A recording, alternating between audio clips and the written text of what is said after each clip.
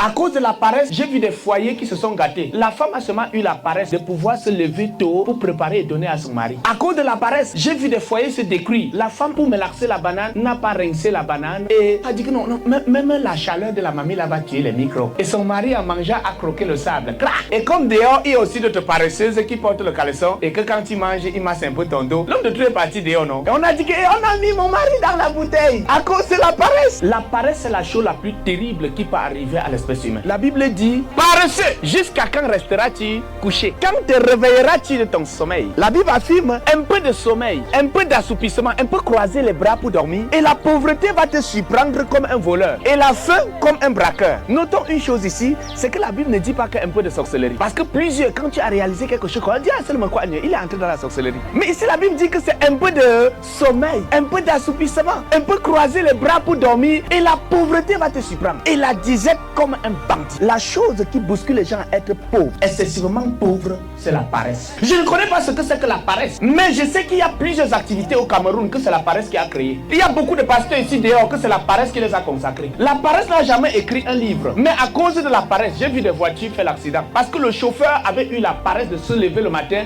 et contrôler le niveau de l'huile. Donc la paresse que nous voyons là, c'est quelque chose de terrible. À cause de la paresse, j'ai vu des foyers qui se sont gâtés. La femme a seulement eu la paresse de pouvoir se lever tôt pour préparer et donner à son mari. À cause de la paresse, j'ai vu des foyers se détruire. La femme, pour mélanger la banane, n'a pas rincé la banane et a dit que non, même la chaleur de la mamie là va tuer les microbes. Et son mari a mangé, a croqué le sable. Crac! Et comme dehors, il y a aussi d'autres paresseuses qui portent le caleçon et que quand il mange, il masse un peu ton dos. L'homme de tout est parti dehors, non? Et on a dit que on a mis mon mari dans la bouteille à cause de la paresse. La paresse, c'est la chose la plus terrible qui peut arriver à l'espèce humaine. Et Dieu dit que ne donne pas le sommeil à tes yeux, ne donne pas l'assoupissement à tes paupières. Lève-toi, dégage-toi comme la gazelle. Ne sois pas paresseux comme plusieurs Camerounais qui passent du temps à boire, à jouer au Lido. Un jour, ce pays va changer. Zix. Un jour, ça va changer. Zix. Mbia va partir, ça va changer. Zix. Paresseux, ça ne peut pas changer la situation. Le paresseux dort trop. Il dort près de 11 heures par jour ou 10 heures par jour. Et quand tu lui demandes, il dit que non, le travail ne finit pas, c'est le corps qui finit. C'est ça le paresseux. Il dort tellement. Et si tu dors 8 heures de temps, tu vis 75 ans, tu aurais passé 25 ans à dormir. 25 ans à dormir. Le paresseux aussi passe beaucoup de temps devant la télé. Il peut regarder Novelas TV durant 4 heures de temps par jour. Et si tu vois la télé 4 heures de temps par jour, tu vis 75 ans, tu aurais passé 13 ans à regarder la télé. 13 ans. La paresse, c'est la chose la plus terrible qui soit arrivée même à l'église. Vous allez voir beaucoup de pasteurs qui ne lisent pas leur Bible. Comment est-ce que tu vas venir enseigner aux gens quelque chose que tu ne connais pas? Être chrétien signifie être travailleur. Vous n'allez jamais voir un véritable chrétien qui n'est pas travailleur. Lire la Bible n'est pas facile. S'agenouiller pour prier 2 heures de temps n'est pas facile. Jeûner n'est pas facile. Donc c'est le travail qui détermine un enfant de Dieu.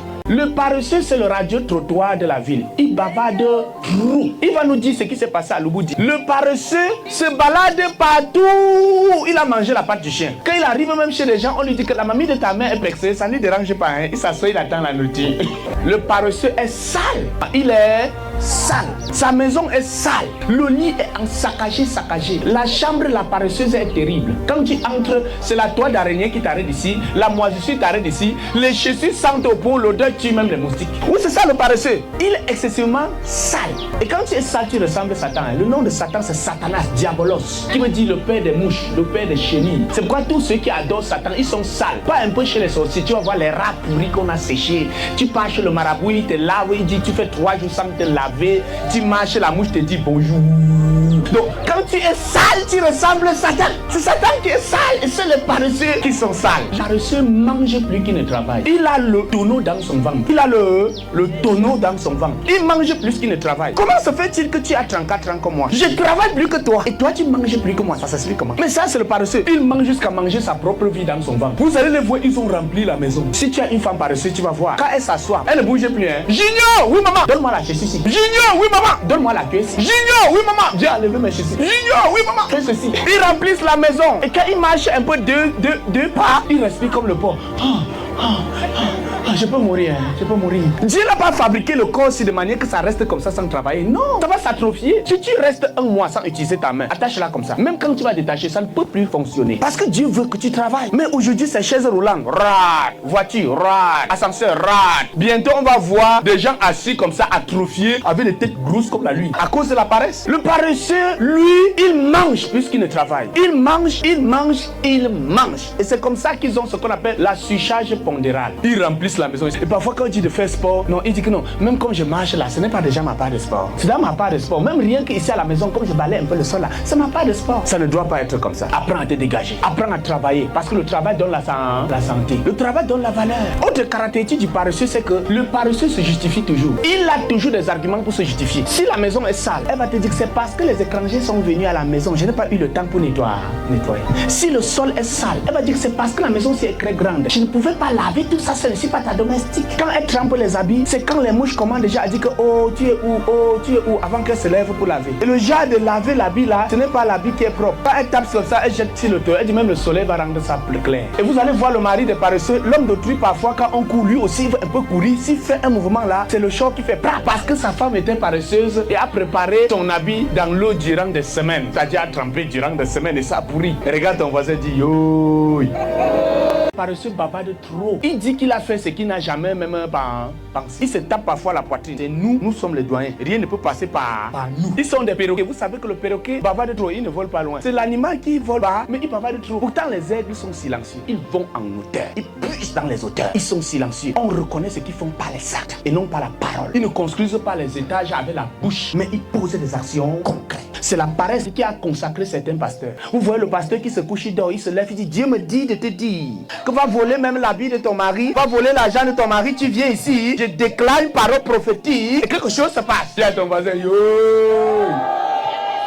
C'est la paresse qui a créé le genre de pasteur là. C'est la paresse qui les a bénis, qui les a consacrés. Je me rappelle l'histoire d'un pasteur à l'Est. Il a passé son temps à jeûner, à prier, jusqu'à parler même en langue. Chakarababa, chakarababa. Seigneur, donne-moi la viande. Je veux manger, donne-moi la viande. Et après 21 jours de jeûne, Dieu l'a exaucé. Un chasseur a blessé un antilope loin. L'antilope a fui et venu s'écrouler près de sa maison. Et il est mort. Mais comme c'est le genre de pasteur qui ne se lève même pas le matin pour nettoyer les herbes autour de la maison ou balayer la maison là, les gens sont quittés de loin, venus dépiécer l'animal près de sa maison, partis tout avec. À cause de la paresse. À cause de la paresse. Le paresseux est toujours en train de parler du mekwagne. Oh, le mekwagne est monté, le mekwagne est descendu. Si tu ne sais pas comment faire pour que 100 francs deviennent 200, tu ne sauras jamais comment faire pour que 30 000 devienne un jour 30 millions. Qu'on cesse de pouvoir souiller le nom de Dieu. Beaucoup de paresseux ont gagné le loto. Ils ont eu 30 millions. En 4 ans, ils sont devenus pauvres. Ils sont devenus pauvres. Tout simplement parce qu'ils sont paresseux. Le paresseux te dit mangeons, buvons, car demain nous mourrons. Tu bois, tu meurs. Tu ne bois pas, tu mourras. Seuls les paresseux disent ça. Dieu a aimé tout le monde et il nous a donné une pensée. Il nous a donné 24 heures à nous tous. Chacun a 24 heures devant lui. Chacun a les 2 mains, les 2 pieds. Chacun a une tête pour réfléchir. Et je t'assure en vérité, si tu ne gères pas bien tes 24 heures, si tu ne gères pas bien ta pensée, ta tête va mourir pauvre. Et les paresseux sont des sorciers. Parce que quand tu es paresseux, tu es pauvre. Et quand tu es pauvre, tu es sorcier parce que tu commences à avoir jaloux des autres. Tu commences à détester les autres. Tu commences à frotter les pieds au sol. On va voir comment ça va se passer ici. Dis à ton voisin, yo! Les paresseux sont les champions pour maudire. Il n'est pas venu me donner à boire. Je veux le maudire. Ça ne doit pas être comme ça. Dieu veut que tu travailles. J'ai bien tes 24 heures. J'ai bien le peu de temps que Dieu t'a donné. C'est très important. Vous allez voir certains paresseux. Il a une grosse licence. Il a un doctorat. Mais il passe son temps à jouer le ludo. Il dit Zix. Le Cameroun va changer un jour. Zix. Un jour dans ce pays, ça va aller. Zix. Obia va partir un jour. Zix. Va travailler. Ce n'est pas les discours qui vont nous amener quelque part. Ce n'est pas la politique qui va nous amener quelque part. La Bible dit que les paroles en l'air ne mènent qu'à la disette. Les Chinois disent que la parole ne cuit pas le feu. Va nous préparer le fond mange. Cesse de bavarder ce que tu bavardes là. Posons l'action et voyons la réaction. C'est tout. Et non croiser les bras et dire un jour, même l'ange Gabriel va descendre du ciel avec une mallette d'argent. J'aurai la chance. Paresseux, la chance n'existe pas. Ça existe pour les paresseux. Si tu ne poses pas l'action, il n'y aura pas de réaction. Et lorsque tu travailles, tu ressembles à Dieu. Tous les enfants de Dieu sont des gens qui travaillent. La Bible dit que Dieu a travaillé durant 6 jours. Et le 7e jour, il s'est reposé. Vous savez pourquoi Dieu s'est reposé? C'est pas parce qu'il était fatigué ou c'est parce qu'il n'y avait plus rien à faire. Il n'y avait plus rien à faire. Et je vais te donner mon conseil en tant qu'évangéliste. Je vais te donner mon conseil en tant que missionnaire. Ce n'est pas l'école qui te donne de réussite. L'une des choses qui est sûre, c'est que l'école peut te manger 25 ans et te laisser sans travail. La réussite n'est pas fonction de ton quotient intellectuel. Si c'était fonction de ton quotient intellectuel, on ne trouverait pas des gens qui ont le doctorat qui sont pauvres et des gens qui n'ont même pas le CEP et qui sont riches. La réussite n'est même pas fonction de pays. Sinon, on ne trouverait pas des gens en Europe extrêmement pauvres et des gens en Afrique extrêmement riches. La réussite est fonction du travail. Lorsque tu travailles, tu ressembles à Dieu. Et je disais que Dieu s'est reposé le 7e jour, pas parce qu'il était fatigué, mais parce qu'il n'y avait plus rien à faire. Et voilà le conseil que je te donne. Se reposer, c'est changer de travail. Quelqu'un a compris ce que j'ai dit? Se reposer, c'est changer de travail. Se reposer, c'est changer de travail. Si tu es fatigué de laver les habits, repose-toi en lavant les assiettes. Si tu es fatigué de laver les assiettes, repose-toi en préparant pour tes enfants. Si tu es fatigué de préparer pour les enfants, repose-toi en lisant ta Bible. Si tu es fatigué de lire la Bible, repose-toi en priant. C'est très capital. Donc se reposer, c'est changer de travail. Mais les paresseux te disent que non, se reposer, c'est dormir. Et ils sont les premiers à dire, papa, là je passe, il faut même que je me marie. Pasteur, il faut que tu viennes bénir mon mariage. Je ne bénis pas le genre de mariage là, je ne viens même pas là-bas. Parce que Dieu a dit qu'il n'est pas bon que l'homme soit seul, il faut une aide. On n'aide pas quelqu'un à dormir. On aide quelqu'un à travailler. L'aide vient pour t'aider à dormir. Dormir, c'est un travail. Le paresseux dort jusqu'à 11h, il se lève, son rein fait mal. Le paresseux passe son temps sur WhatsApp. Il dort à 1h. Parfois, il pense comme il va voler la femme de ma sergent. Il pense comme il va détourner la place du chef. Il pense comment il va voler les porcs du chef de l'autre côté. Parfois, Dieu a même pitié, il dit pardon. Donc, il ne faut pas brûler le Cameroun. Oui, c'est la paresse. Quand tu travailles, tu es comme Dieu. Amen. Donc, se reposer, c'est changer de travail. Travail donne la beauté. Quand tu travailles, tu es beau. Ça, c'est vrai. Chez les paresseuses, parlent avec les gestes, clignent comme Proverbe a dit, non. Ils clignent, ils font les gestes avec les pieds, clignent l'œil comme ça. Ce sont des paresseuses. Parce que pour eux, ils ne sont pas pressés. Ils mettent les cils qui ont 2 mètres. Et ils portent les cos qui sont comme ça. Comme ils ne sont pas pressés, elles font cos. Et quand elles ratent un pas, elles rentrent derrière pour placer encore. Et quand elles font le cos, d'autres paresseux sont derrière. Sip. Quand elles sont assises sur la moto, le vent fait ouh, ça ferme ses yeux, elle ouvre. À cause des cils qui ont 2 mètres. Vous allez voir les paresseuses, ils ont les ongles qui ont 1,5 mètre. Ils ne sont pas pressés. Pourtant, la beauté, ce n'est pas ça. C'est le travail qui rend les gens beaux et belles. Amen. Quand tu travailles, tu es beau. Mais vous voyez des femmes qui sont ici là, ils sont les premiers à aller mettre leurs pieds dans n'importe quelle ordure. On tape ton cou aujourd'hui, on dose ton sein demain, on casse ta côte après demain. Et tu plais, si je le quitte, qui va encore me. On dit à toi, quand tu travailles, ce n'est pas n'importe quel chien qui te dit si. Quand tu marches même en route, tout le monde te respecte. Vous allez voir les hommes qui ont les chiffons ici, c'est parce que c'est la femme qui travaille. C'est la femme qui donne ceci, c'est la femme qui prépare. Comment est-ce qu'elle va préparer? Elle est le père et la mère. Cependant, tu attends qu'elle te respecte comment? Et tu regardes, le type, s'il a me sait même quoi dans la maison si. Le travail donne la beauté. Le travail donne le respect. Le travail, on te respecte. Quand tu travailles, tu as la santé. Parce que le travail donne la santé. Quand tu salues quelqu'un qui travaille, tu sens toi-même comment ses mains sont solides. C'est vrai, non? Si vous même tombez dans le trou, tu peux facilement l'enlever. Mais le paresseux transmet même dans sa paume de main. Tu veux l'arrêter, sa main glisse comme le cuir. Piap. Donc quand tu travailles, tu ressembles à Dieu. Je t'en supplie. Divorce avec la paresse. Sois discipliné. Il faut que les divorces avec la paresse. Sur toutes ces formes, je dois divorcer avec la paresse. Les mamans qui ont les cabas, qui ont 50 ans, qui sentent la fumée là, ramassez tout ça, vous brûlez. Nettoie ta maison, enlève tout le nid des chenilles, des cancrelats, des souris que tu as mis dans ta chambre. Enlève tout ça, que ta chambre soit claire. Si tu veux que ta vie soit harmonieuse, il faut que ta chambre soit harmonieuse. Parce que ta chambre parle sur toi plus que tout. Ton salon parle sur toi plus que tout. J'ai pas besoin de chercher à te connaître. J'entre dans ta maison, je regarde seulement ton salon, je sais qui tu es. Si tu es désordonné, ton salon te trahit. Tu es sale, ton salon te trahit. Si tu es indiscipliné, ton salon te trahit. Si tu ne sais pas garder 5 francs, ton salon te trahit. Même si tu as 2 habits comme moi, lave-les bien, repasse-les bien, prends bien soin de toi. Parce que la Bible a dit tu aimeras ton prochain comme toi-même. Mais si tu ne t'aimes pas, comment tu peux aimer ton prochain? Tu aimeras ton prochain comme tu t'aimes toi-même. Donc apprends à t'aimer toi-même.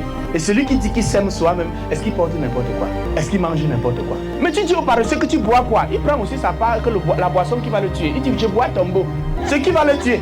Apprends à t'aimer. C'est encore possible. Avec Dieu, c'est encore possible.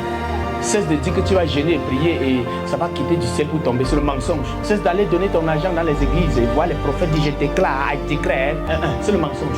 Dieu a dit je bénirai les fruits de tes mains. Je bénirai les fruits de tes mains. Tant que tu vas s'aimer le bananier, tu auras les bananes. Si tu veux découper même tous les bananiers là, tu verses au sol. Mais tant que tu vas s'aimer, tu auras les bananes. Donc je n'ai pas du temps pour prêcher sur l'évangile de la prospérité, etc. C'est de l'arnaque, c'est la mafia. Tu auras une double portion de l'onction, new dimension, et après 10 ans, tu es les mêmes personnes. Ça ne te dit rien. Ça ne te dit rien. Tu ne vois pas toi-même quand même à l'église, quand tu as un peu d'argent, on te nomme ancien et conseiller. Et c'est le travail qui te donne ça. Ce n'est pas la prophétie qui te donne ça. Donc je vais te supplier vraiment à divorcer avec la paresse. Et quand tu travailles, le premier jour quand tu vas travailler, le corps va un peu faire mal. Mais le corps fait mal parce que le corps est en train de dire que tu m'as donné quelque chose que j'aime. Tu m'as encore arraché comment? Quand il fait mal, ça veut dire qu'il pleure. Il faut que tu travailles à...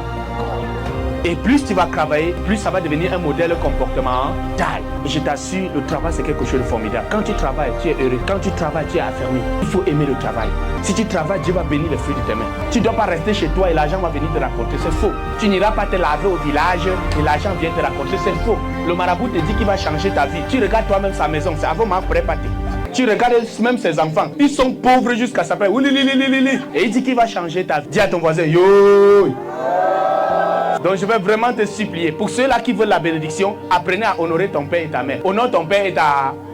Mais d'autres paresseux préfèrent abandonner leur père au village pour aller donner l'argent au prophète, au pasteur et au marabout. Ou attendre quand le père d'autrui est mort, on peut enlever son crâne, on verse l'huile, c'est ça. Ça c'est terrible, hein. Ton père à la maison, il a 2 chaussures. Ton père à la maison, son pantalon est déjà percé. Ton père à la maison, il pleut même dans sa propre maison, sur son lit. Et tu attends le jour qu'il est mort pour dire que tu pars.